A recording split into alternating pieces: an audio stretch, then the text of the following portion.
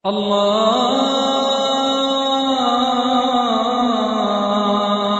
أكبر الله أكبر الله أكبر الله أكبر.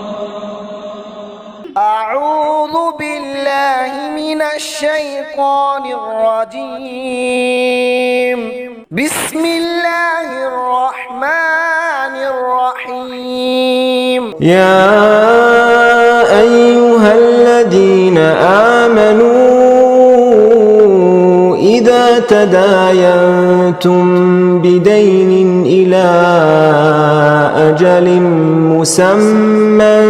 فاكتبوه وليكتب بينكم كاتب بالعدل ولا يأب كاتب أن يكتب كما علمه الله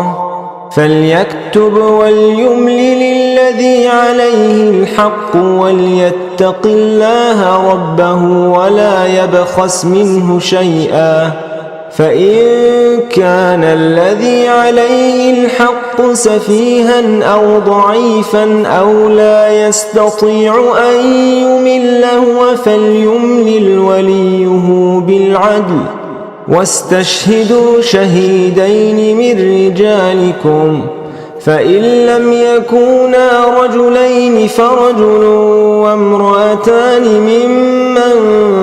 ترضون من الشهداء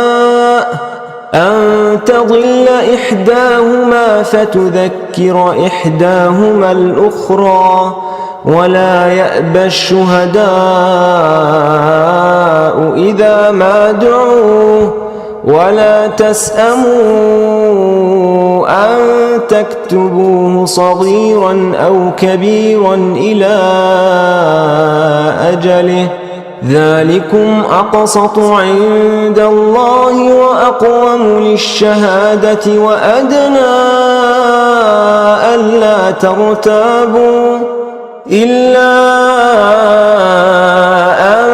تكون تجارة حاضرة تديرونها بينكم فليس عليكم جناح ألا تكتبوها وأشهدوا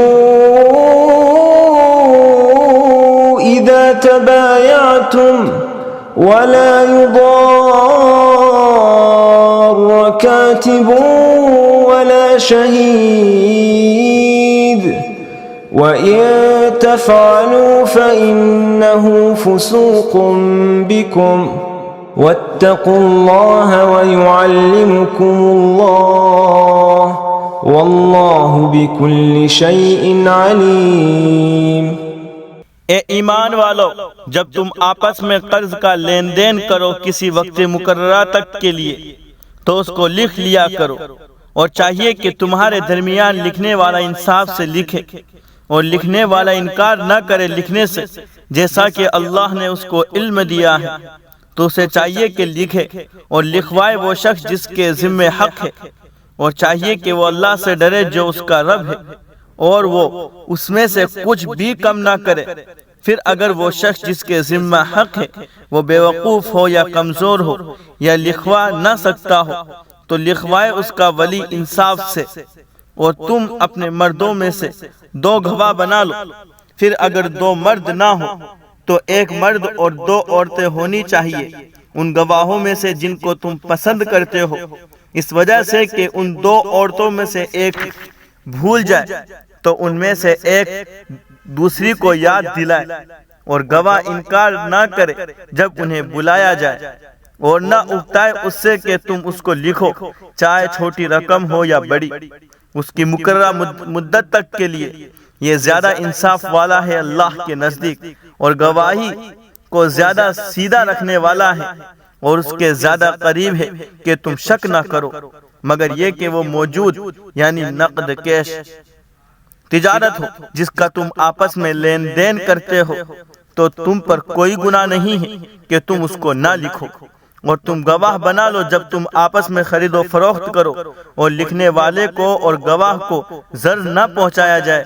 और अगर तुम ऐसा करोगे तो ये तुम्हारे वास्ते गुनाह है। और अल्लाह से डरो और अल्लाह तुम्हें तालीम देते हैं और अल्लाह हर चीज को खूब जानने वाले हैं। وإن كنتم على سفر ولم تجدوا كاتبا فرهان مقبوضة فإن أمن بعضكم بعضا فليؤدي الذي ائتمن أمانته وليتق الله ربه ولا تكتموا الشهادة ومن يكتمها فإنه آثم قلبه والله بما تعملون عليم। और अगर तुम सफर पर हो और किसी लिखने वाले को ना पाओ तो फिर रहन है जिस पर कब्जा कर लिया जाए। फिर अगर तुम में से एक दूसरे का एतबार करे तो चाहिए कि अमानत अदा कर दे वो शख्स जिसके पास अमानत रखी गई,